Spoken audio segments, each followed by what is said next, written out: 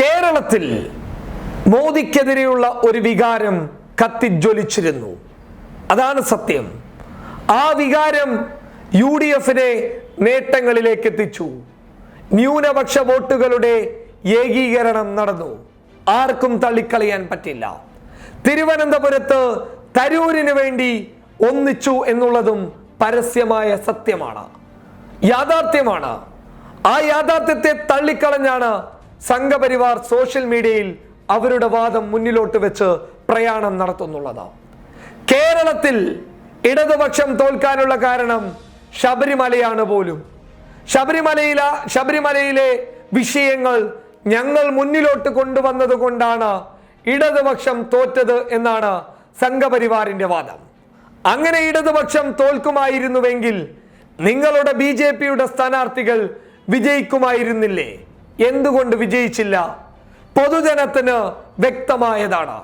ശബരിമലയിൽ നിങ്ങൾ ഇടിയും പ്രശ്നങ്ങളുമൊക്കെ കലാപങ്ങളുമൊക്കെ സൃഷ്ടിച്ചത് നിങ്ങളുടെ രാഷ്ട്രീയ നേട്ടത്തിനാണെന്ന് പൊതുജനത്തിന് തിരിച്ചറിവുണ്ടായി.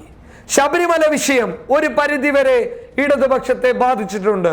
അത് ഞങ്ങൾ മാത്രമല്ല, ചിലപ്പോൾ CPM-കാരടക്കം ഈ സത്യം തുറന്നു പറയും.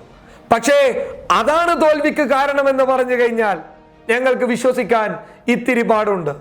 ഇത് വലിയ രീതിയിലുള്ള ഒരു കൊടുങ്കാറ്റാണ് കേരളത്തിൽ ആഞ്ഞടിച്ചത്.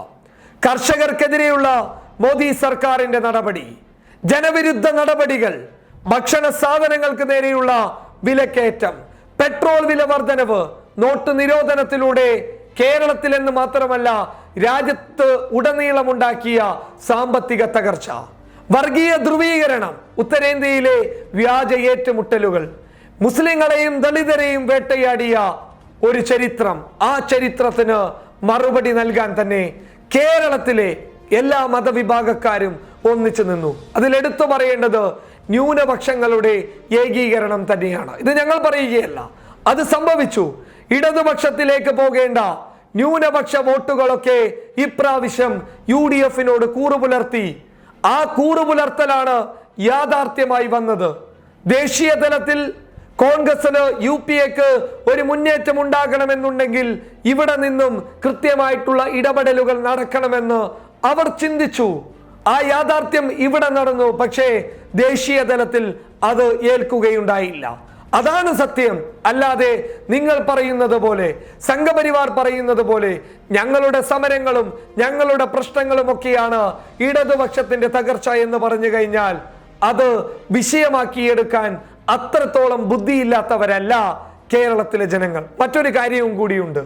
ഉത്തരേന്ത്യയിലെ നിരപരാധികളെ നിങ്ങൾക്ക് വേണ്ടി കേരളീയർ പ്രതികാരം ചോദിച്ചിരിക്കുന്നു നരേന്ദ്രമോദിയോട്. പക്ഷേ നിങ്ങളത് മറന്നുപോയി. കേരളം അത് മറക്കാതെ പോളിംഗ് ബൂത്തിലെത്തുകയും നിങ്ങൾക്ക് വേണ്ടി ശബ്ദിക്കാൻ ഒരു വോട്ട് ഇവിടെയുള്ള UDF-ന്റെ കോൺഗ്രസിന്റെ സ്ഥാനാർത്ഥികൾക്ക് നൽകുകയും ചെയ്തു. ഇതാണ് യാഥാർത്ഥ്യം. News desk public Kerala.